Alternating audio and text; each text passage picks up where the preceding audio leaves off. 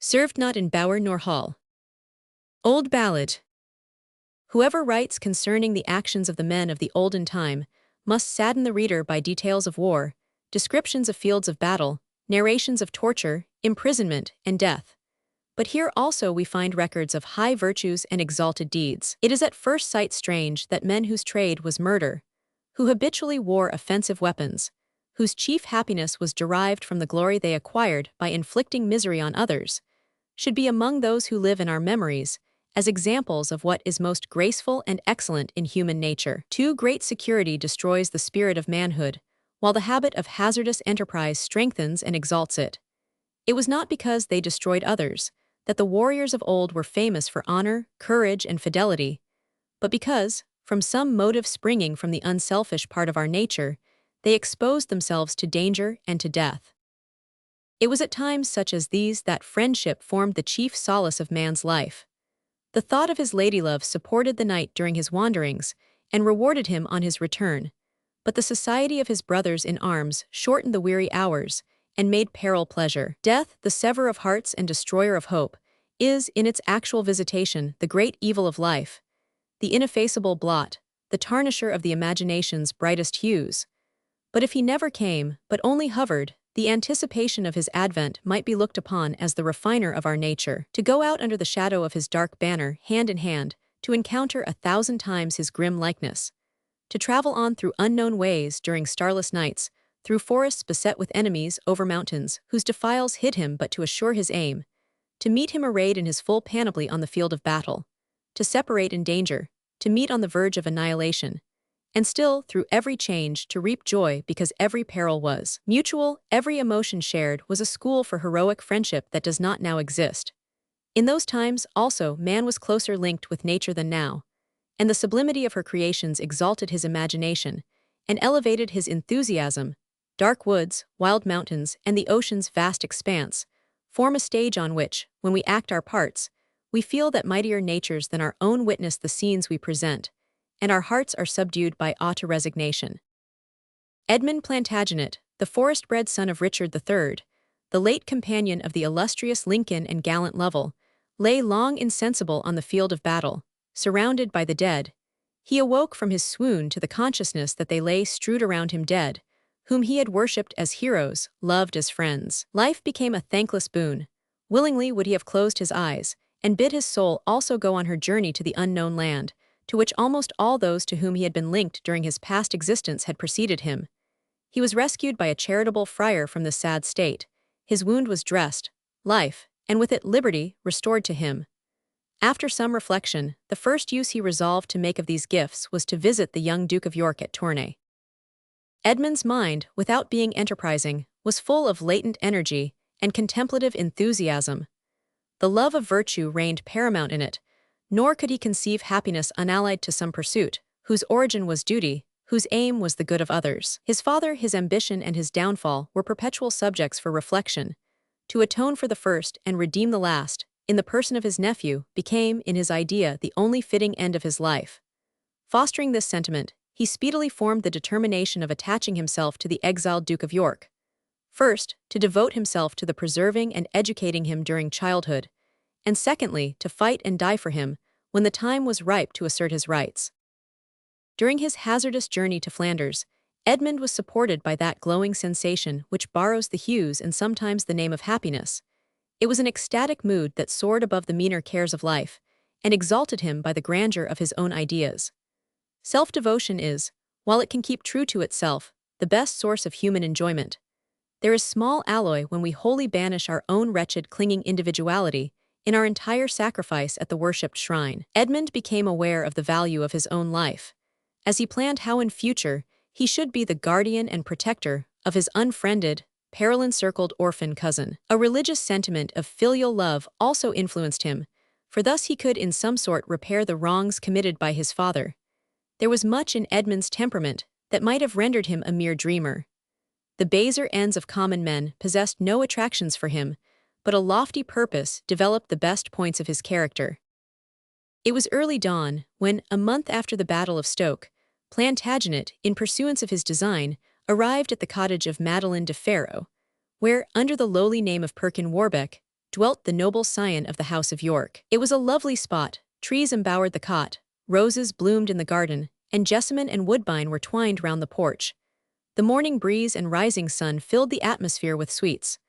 Already the cottagers were enjoying its fragrance, and Edmund, as he alighted, beheld the object of his journey, the fair-haired stripling prince and his protectress Madeline. Edmund was 21, but his brow was more bent, his eye more thoughtful, his cheek more pale and sunk than befitted his age. It was only when he smiled that frankness displayed solemnity, and those who conversed with him were ever eager to call forth those smiles, which, like sunbeams that chase the shadows on a green hillside, made darkness light. Confidence readily springs up between the open-hearted and good, and Edmund and the inhabitants of the cottage found no impediment to entire reliance on each other. Madeline was overjoyed that her young charge should find manly guardianship in his cousin, and mentioned how often her fears had been awakened on his account, and how suspicions had got abroad concerning him among the citizens of Tournay. Madeline, the sister of the Fleming, John Warbeck, was married to a Spaniard in the service of Portugal. In those days, just previous to the discovery of America by Columbus, while that illustrious man was offering his unesteemed services at Lisbon, the Portuguese were full of the spirit of enterprise and maritime adventure. Each year new vessels were sent southward along the unexplored shores of Africa to discover beyond the torrid zone a route to India. Hernan de Faro was a mariner. It was during one of his voyages to Holland that he had seen and married Madeline, and he left her in her native country, while he pursued his fortunes down the Golden Coast as far as the Cape of Good Hope. He had been absent longer than she had anticipated, and each day might bring the wanderer back, when he purposed taking her with him to his native Spain. What, then, must become of Richard? Plantagenet saw at once the necessity of visiting the court of Burgundy and of placing her nephew at the disposition of the Duchess Margaret. The young prince was now 14. He had shot up in height beyond his years, beautiful in his boyhood, and of greater promise for the future. His clear blue laughing eyes, his clustering auburn hair, his cheeks, whose rosy hue contrasted with the milk white of his brow, his tall and slender but agile person, would have introduced him to notice among a crowd of strangers. His very youthful voice was attuned to sweetness. If Edmund found the Lady Margaret lukewarm, he need only lead the noble boy into her presence to interest her in his favor. Richard heard with tearful eyes of the imprisonment of his mother and the slaughter of his kinsmen and friends. His heart for the moment desired vengeance. He would himself seek his aunt of Burgundy, and aided by her, attack the usurper. With difficulty he permitted his cousin to depart alone, but he was obliged to yield, and Plantagenet set out for Brussels, promising a speedy return. About a week after Edmund's departure, another visitor arrived at the cottage of the exile. A violent storm had overtaken Duke Richard and his constant companion, Madeline's daughter, in one of their wanderings in the fields near Tournay. As they stood for shelter under a half-ruined building, a traveler came to share the asylum. He was a Frenchman, a provincial by his accent, for he immediately entered into conversation with them. As he is a man spoken of in the chronicles, he shall receive his name at once. This apparently chance traveler was Frion, Stephen Frion, King Henry's secretary. He had been employed to search out the young prince by such tokens as Richard Simon had given, and chance had caused him to fall in with Edmund, whom he had before remarked in attendance on the Earl of Lincoln. Easily guessing that Edmund's journey might have connection with his own, he tracked him to Tournay, and then by some untoward chance lost sight of him. The indefatigable spy had spent the last week in a particular survey of every spot round the town, and in the neighboring cities, to discover his lost clue. Overtaken by a storm on his return from Lisle, he suddenly found himself under a shed with a youth whose appearance at once excited his strongest curiosity. What Frion loved beyond all other things was power and craft.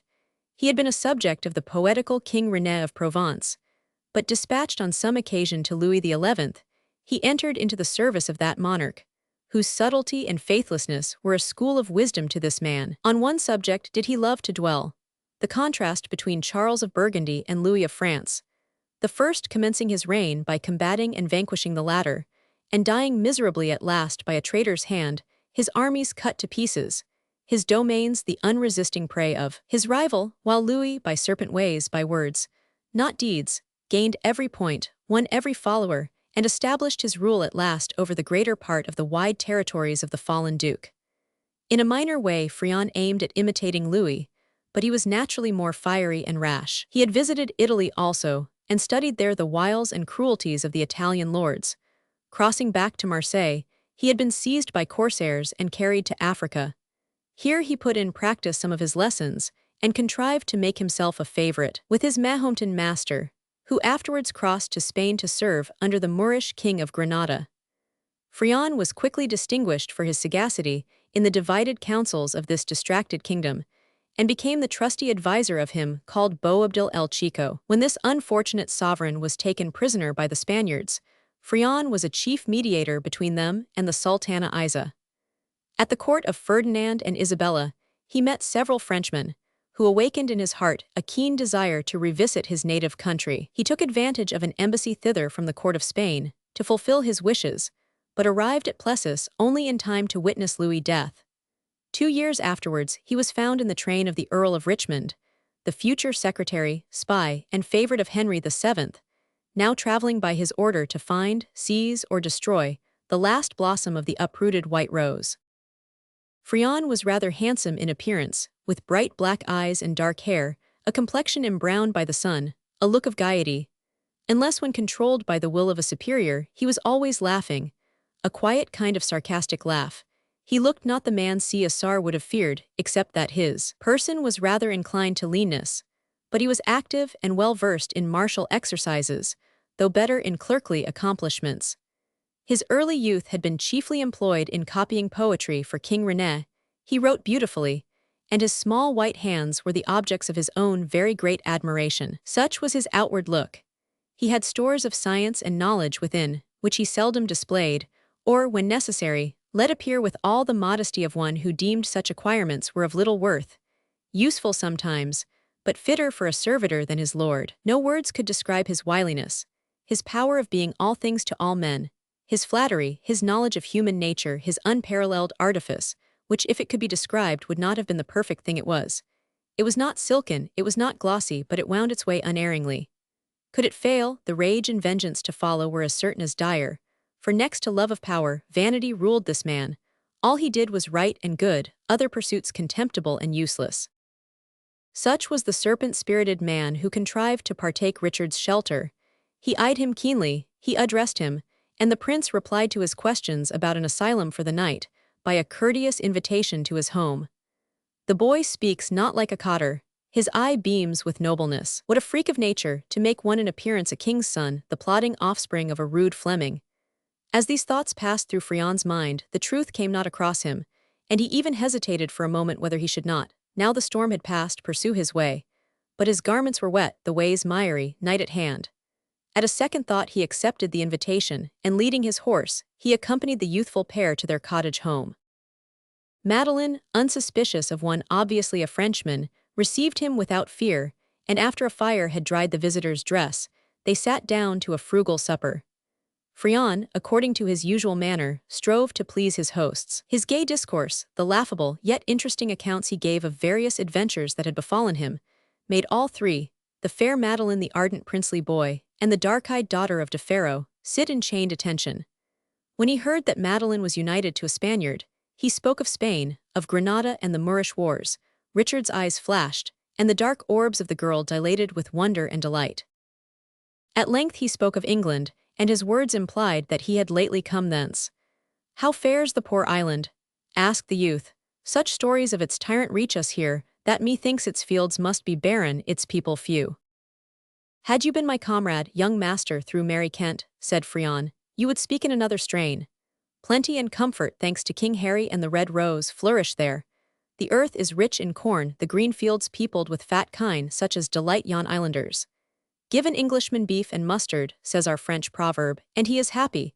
They will find dearth of neither, while the sage Henry lives and is victorious."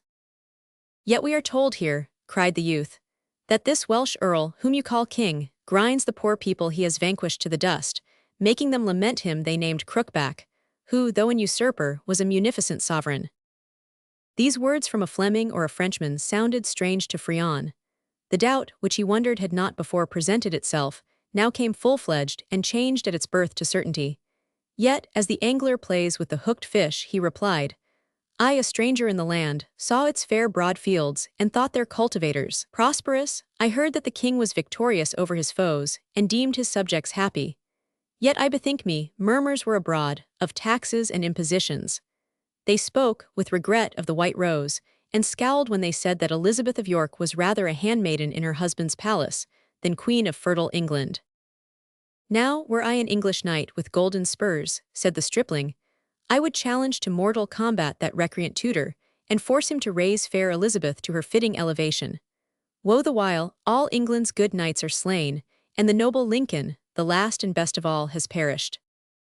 You speak unwisely and unknowingly of things you wot not of, said Madeline, alarmed at the meaning glance of Frion. Good nephew Perkin, your eyes see not even the English white cliffs, much less can your mind understand its dangerous policy.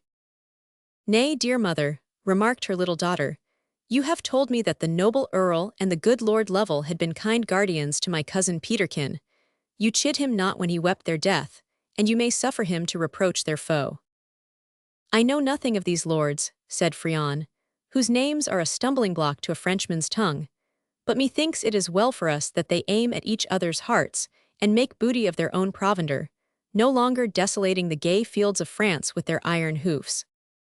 And now, since that he had found him whom he sought, Frion talked again of other matters, and as before, his smooth and gay discourse gained him pleased auditors. At length, the peaceful cottagers retired to rest, and Frion sunk to sleep under their hospitable roof, after he had thought of various plans by which he might possess himself of the prince's person.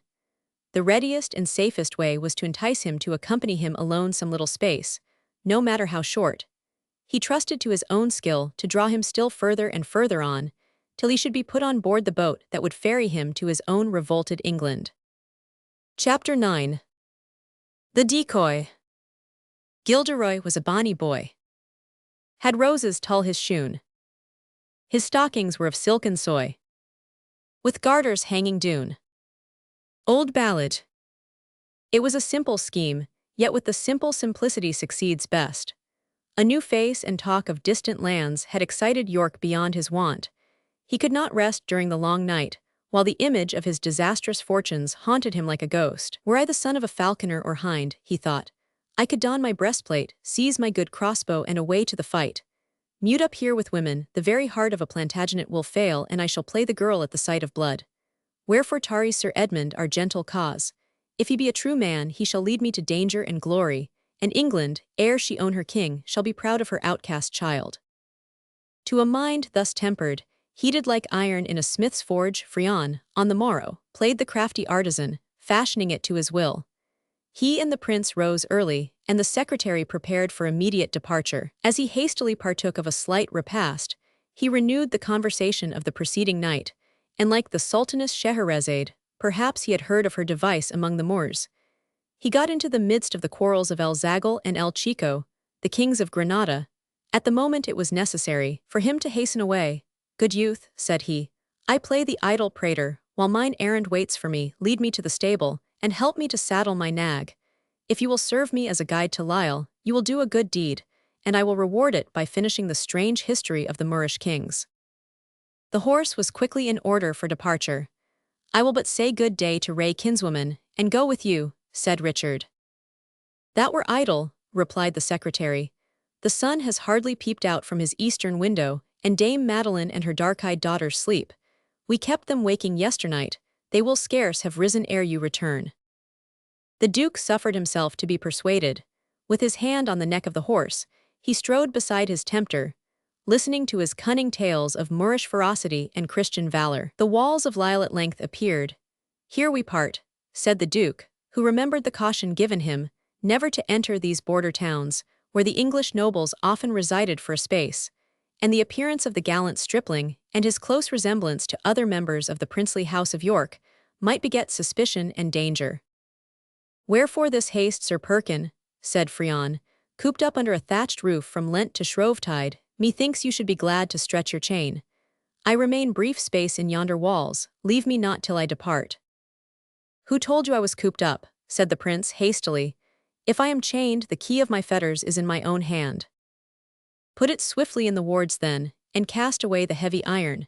Come on with me, to where thou shalt ruffle bravely with satin-coated squires." Frion judged his prize already won, and almost threw aside his usual caution. Richard liked not the expression his sharp black eye assumed, nor the wrinkling of his brow. He began to wonder what there had been in this man so to allure him into friendly converse. Now that in a familiar tone he invited him to continue his companion, his haughty spirit revolted. "Good sir," said he, "I now have done a host's duty by you. I saved you from a storm, restored you to your road. Yonder path, shaded by poplars, leads at once to the town's gate. Farewell." "I am but an unmeet comrade for you, gay gentleman," said Frion. "Pardon me if I have said aught unfitting the cottager of Tournay to hear. I now go to the noble knight, the Sire de Beverham, and I would fain have shown him what striplings these swamps breed. Methought his gilt palace were fitter dwelling than yonder hut for one, who, if his face lie not, aspires to nobler acts than weeding a garden or opening a drain. Come, my lord, how tripped my tongue! But your eye is so lordly that the word came of itself. Gentle youth, trust yourself with one, who loves to see the fiery youngster amid his mates, the gallant boy looked on with love and favor by the noble and valiant." Prudence whispered to Richard that this was dangerous sport. Pride told him that it were unfit, nameless, and ushered thus to appear before the highborn. But thoughtless youth urged him on, and even as Frion spoke, at a quick pace they approached the town gate. The Sire de Beverham too, whom the wily Frenchman named, had been favoured by Edward IV, and was his guest in London. Let the worst come, and it were well to have made such a friend. "I will bear myself gallantly," thought York, "and win the good knight's smile. It may profit me hereafter. Now I shall see how the world goes, and if any new device or fashion have sprung up among our chivalry, that I may seem not quite untaught when I lead the sons of my father's friends to the field. Be it as you please," he said to his seducer. "Before now my hand has grasped a foil, and I will not shame your introduction." Frion went forward conning his part. He felt that his task was not so easy as he had imagined. The boy was wild as a bird, and so gave in to the lure. But like a bird, he might away without warning, and speed back to his nest ere his wings were well limed. It was many miles to the coast. Frion's resolution had been hastily formed. The Lord Fitzwater, a partisan of Henry, was then sojourning at Lisle. He had been to Brussels, and on his return towards Calais a sickness had seized him, which forced him to remain some weeks under the roof of the Sire de Beverham. He was recovering now, and on the eve of his departure, without confiding the whole secret to him, the papers and tokens Frion bore must vouch that the king would thank any of his lieges who should aid him in bringing by force or decoy a pretended son of the traitor Earl of Lincoln. For thus Frion resolved to name his victim to the English shores. Yet the decoyer had a difficult part to play. There was a quickness in the prince's manner which made him fear that, if his intentions changed, his acts would not lag behind. And though he did not betray suspicion, he was so perfectly alive to everything said and done, that any circumstance of doubt would not fail immediately to strike him. Although they had hitherto discoursed in French, yet it was certain that his native English had not been forgotten by him. Nay, the appearance of the Lord Fitzwater's attendants, their livery, their speech, must awaken the prince's fears and confound the wiles of his enemy. Frion pondered on all these obstacles as he rode gently through the narrow streets of Lisle. At length they reached the abode of the French noble, and here Frion halted, while the duke, beginning to be ill-satisfied with the part he played, and his promised presentation by such a roan, almost resolved to break from him here and to return.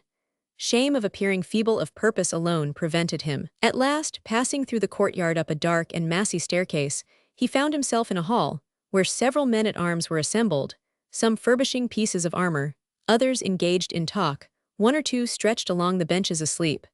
Pride awoke in the youth's breast. He had gone too far to retrace his steps, and he resolved to bear himself gallantly towards the noble to whom he was about to be presented.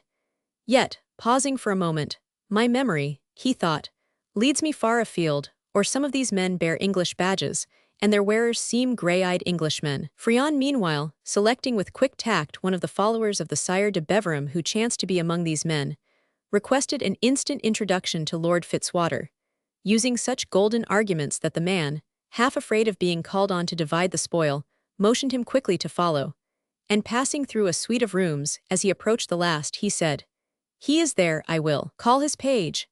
"It needs not," said Frion. "Await me here, Sir Perkin," and pushing forward to the astonishment of the attendant, entered unannounced to the baron's presence.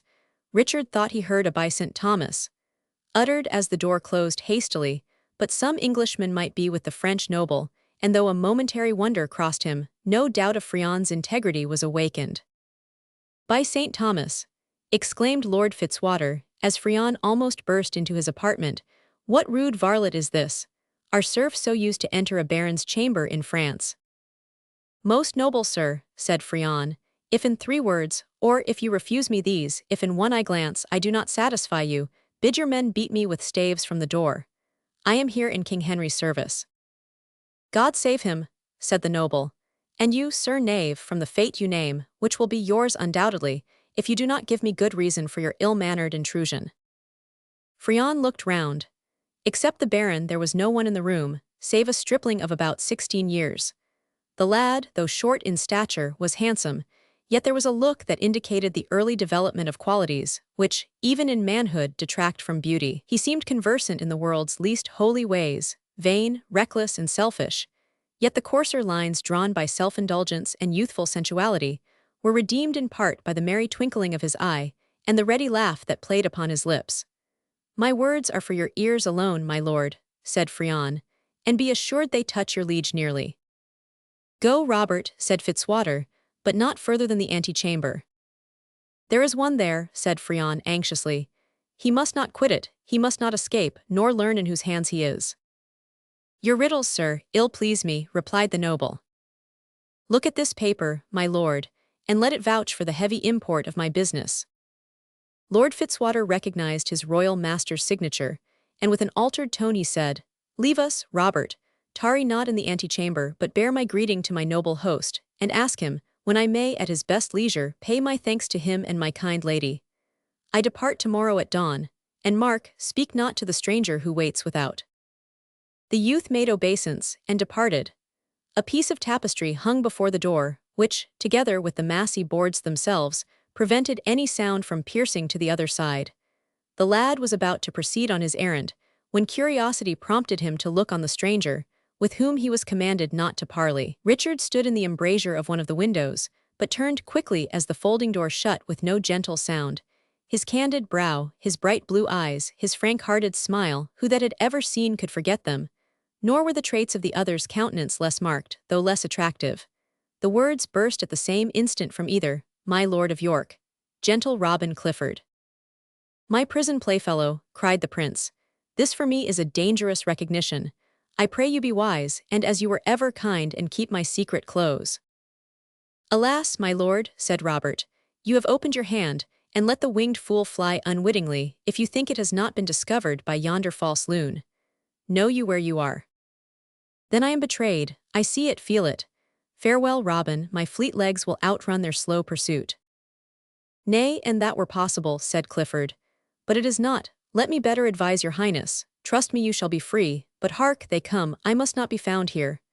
Show no suspicion, yield to your fate as if you knew it not, and confide in me, my hand on it, this night you are at liberty." Clifford quitted the apartment by the opposite door, while Friant entered from the other, beckoning the Duke to approach. He took him by the hand, and led him to Lord Fitzwater, who started back when he saw him, and was about to exclaim.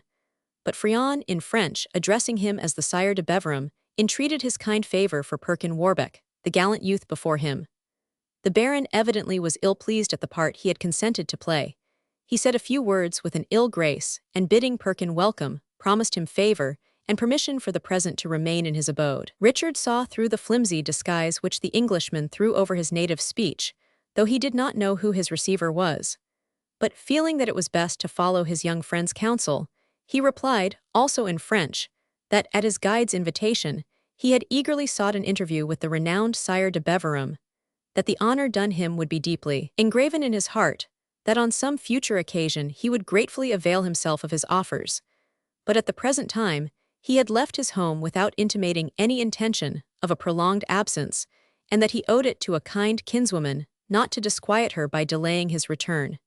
He prayed the noble to dismiss him therefore, craving leave only to attend him some other day. "Be it so," said Fitzwater. "Tomorrow at dawn you shall depart hence, but you must not refuse my proffered hospitality. I shall introduce you to my household as one who ere long will be admitted into it, and show my friend. Sir Lalling, who is now here, what gentle boars our Flanders breeds. I can return tomorrow, my good lord. Richard began, but the noble not heeding him, added, Stay till my return, I now go to hear mass, and passed hastily from the chamber. The prince's first impulse was to reproach Friant's knavery, assert his freedom, and ere any measures had been taken to secure his person, to quit his new prison. But he did not know how deep laid the plot might be. He was inclined to think that all was prepared for his reception and safe custody, so that any open attempt to regain his liberty would be resisted by force, while through the assistance of his friend Clifford, he might hope to escape, if giving in to the stratagem, he took occasion by the curb and forced it to his purpose. Are you mad, said Friant, my rustic, that you resist the proffers of a high and powerful man of your native land? Richard wondered, when he beheld Friant's sneer and crafty glance, how he had not mistrusted him from the moment he beheld him. The double meaning of his words, and the familiar tone in which they were uttered, grated him like a personal insult. He repressed the angry reply rising to his lips and said, It seems I must submit, yet I should be beholden to you if you contrived an excuse and lent me your horse, that I might ride back and inform Dame Madeline. Tomorrow I might return. Friant opposed this intention, and led the prince to a chamber at some distance from any other at the end of a corridor, saying that it had been assigned to him, and after a short conversation left him. Richard heard the shooting of the bolt as the door closed. Son of King Edward, he thought, thy folly disgraces thy parentage, thus at once to have run into the gin. Yet I am of good cheer, and my heart tells me that I shall relate the merry tale of my escape to Madeline and my sweet cause, and dry this night the tears my disappearance has caused them to shed. It soon appeared, by the long absence of his betrayer, that it was not intended to continue the farce longer, but that, from the moment he had entered that chamber, he was in treatment as well as in fact a prisoner. After several weary hours had elapsed, his blithe spirit began to sink. He reflected that Clifford had probably promised more than he could perform, but courage awoke with the sense of danger. He resolved to be true to himself, and to effect his escape singly, if he could gain no assistance. Men have ears and hearts, he thought, and I can work on these, or they may be neglectful while I am on the alert, and I can profit by their carelessness. In all forms my fortune may take, I will not fail to myself, and there is small danger in any change for a true man. With my light spirit and resolved will, I could, I doubt not, persuade an armed band to make way for me, or open prison bolts with charming words, though my witchcraft be only that of gentle courtesy, molding with skillful hand the wax of soft humanity. Pacing the apartment, he continued these meditations, imagining every circumstance that might and would arise, and how he was to turn all to the best advantage.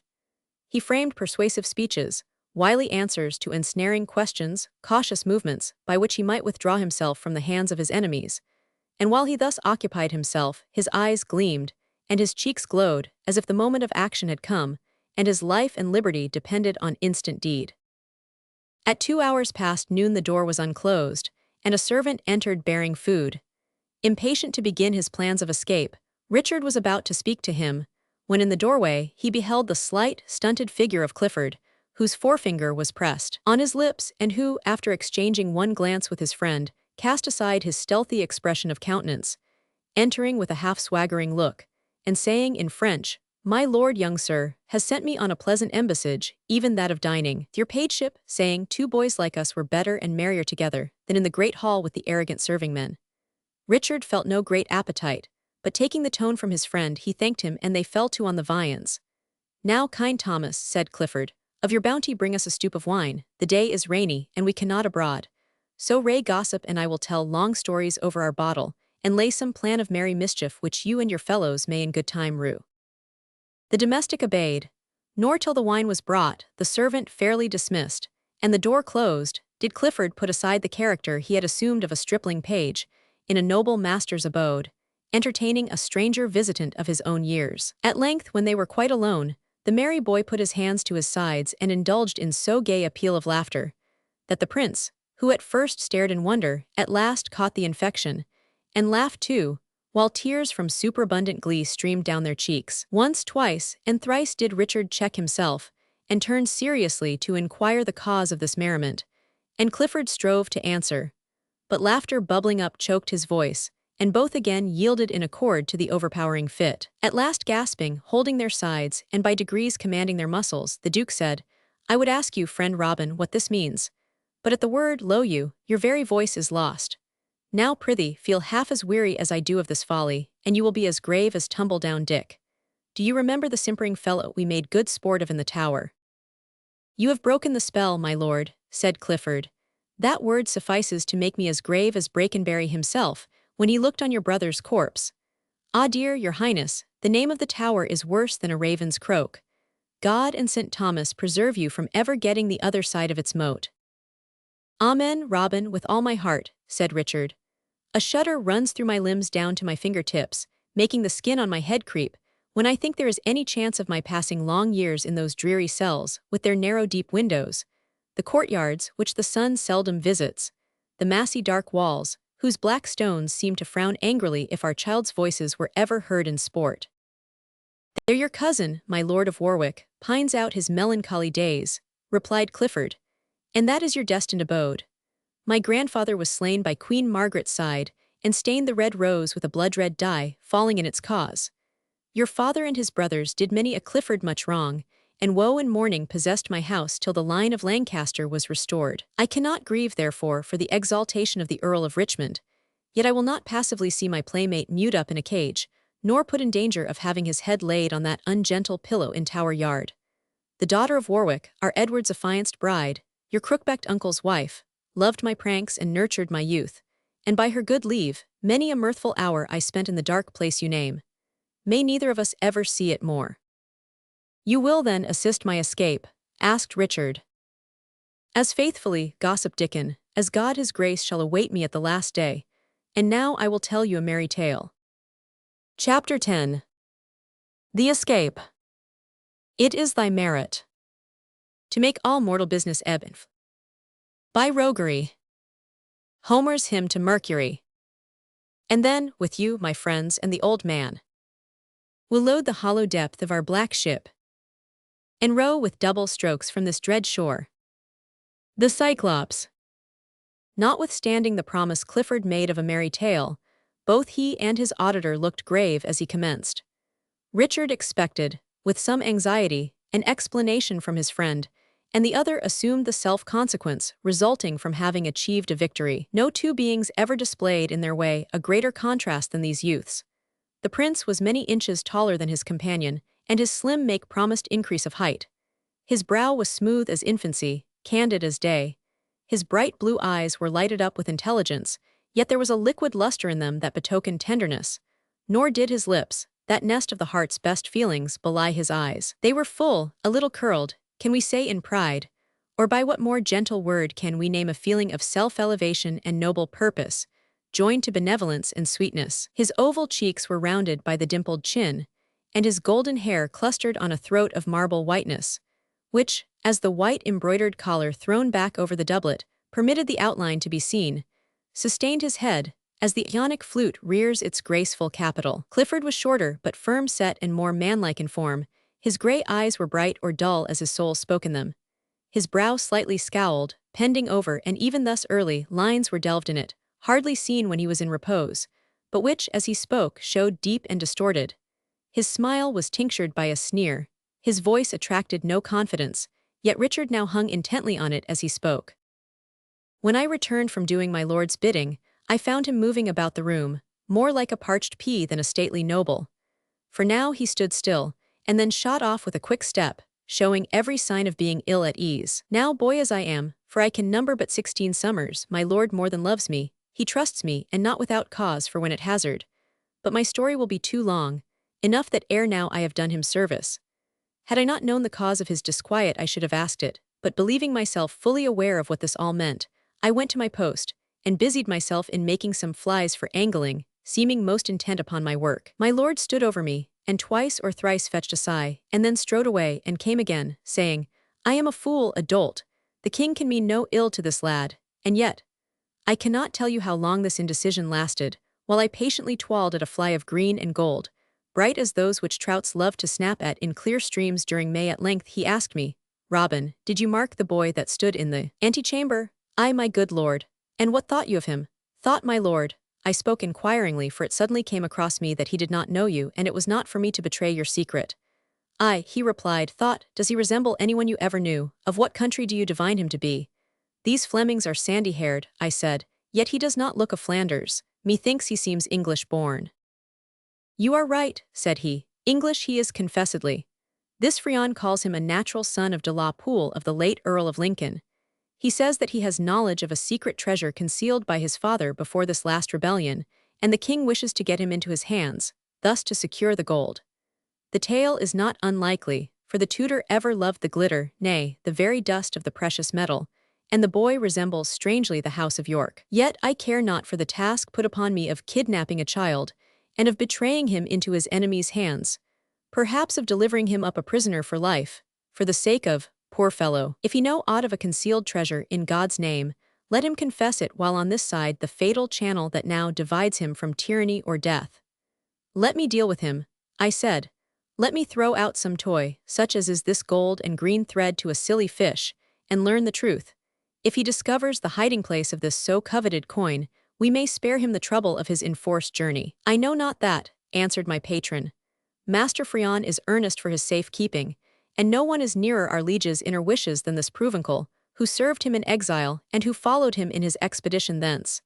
And yet there is a noble daring in the boy, a mountain freshness in his cheek, a springy freedom in his gait that it were 1,000 pities to fetter and limit within narrow prison bounds." Seeing that my lord was thus favorably inclined, I used all my poor eloquence to urge him further, and at last brought him to consent that I should converse with you, learn, if possible, your secret, inform you of your danger, and advise you to escape. One only difficulty remained. My lord had promised this master secretary that none should be admitted to talk with you. But when the subtle fiend, the double-dealing Frenchman, entered, I told him with a long visage that our noble host, the Sire de Beverham, had heard that we were carrying off by force a Fleming, and that, considering his hospitable mansion stained by the act, he had commanded strict watch to be kept on the morrow, that if any of the English suite were unwilling to go or appeared in durance, he should be rescued. It was advisable, therefore, that you should be kept in good humor till fairly beyond the gates of Lisle. And this my wisdomship offered to do, if admitted to parlance with you. You look grave, Sir Prince, but had you seen Frion's sage look of hesitation, and heard his many exhortations that I would by no means betray my knowledge of who you really were, and how I, with a bow, careful as if my curls were white from years, promised discretion, you would laugh as I did, when, the mime over which I played before the servitor, I doffed my page's seeming equality, and in duteous phrase to his Highness of York, offer my best services to liberate him. "That seems already done," said Richard. "Usher me to the Lord Fitzwater. I will declare myself to him, his compassion already excited. Would then be cool as snow at Christmas. Wise young sir, Baron Fitzwater wears the blushing rose, and for him there is wormhood in the name of York. Now, as a chance offshoot of the white thorn, he only sees in you a harmless boy, whom it were sin to injure. But give yourself a name whose very echo would bring St. Albans, Tewkesbury, Bosworth Field, and 1,000 scaffolds streaming with his kinsman's blood before him, and without remorse he would let Frion have his will of you. Even I, Duke Richard, I am sprung from those who fell for Lancaster." "Enough," replied the prince haughtily. "I am content to stand alone, to achieve my freedom singly, or to submit to my fate." "Not so, my noble playmate," said the other. "I will not offer you my knee, my oath, my sword, for my allegiance belongs to the anointed King of England. But I beseech you, suffer Robin Clifford to assist high-born Plantagenet to escape from a prison or from death. Permit him to pay, if not the duty of a subject, yet that of a loving friend to the former companion of his childish sports." Richard listened somewhat sullenly to these offers. He ill brooked the thought that any of English parentage should, knowing who he was, refuse to acknowledge him for his liege. But Clifford would not be refused, while it was hardly worth while to contend with his light spirit, which appeared incapable of a serious or profound idea. After a short resistance, therefore, the Duke entered willingly into a discussion of the best means of effecting his escape in such a way that he should have several hours the start of Frion, and be distant from danger before his seducer could discover that he was not still safe in his hands.